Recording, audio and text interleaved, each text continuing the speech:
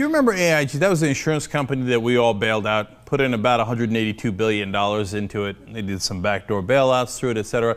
Now, to be fair, I'm shocked we got our money back from them, and we even made a little bit of profit, which makes sense because we rescued them and we invested money in them, and any investor would get some money back. Now, I literally can't believe that that's what happened. I believe that we'll find out later there were some other issues with it, but for the moment being, let's accept that. So you would think that the people at AIG would be enormously grateful, the shareholders, because they were dead broke, not even close, totally bankrupt, and there was not a single private investor who was going to rescue them. Now, are they grateful? Turns out some of the shareholders are not so grateful.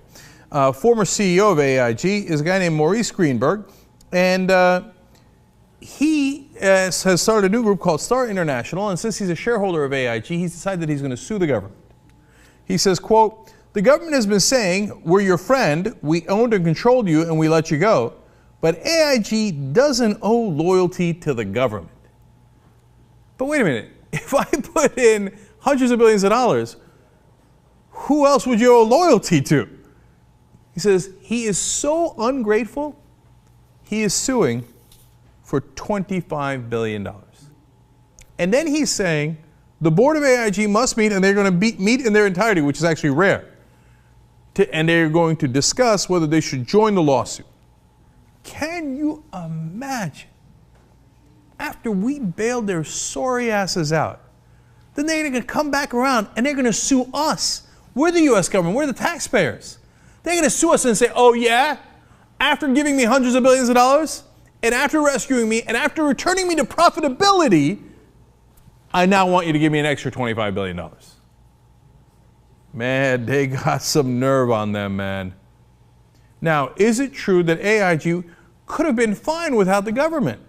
And how about they say all that value that the shareholders had?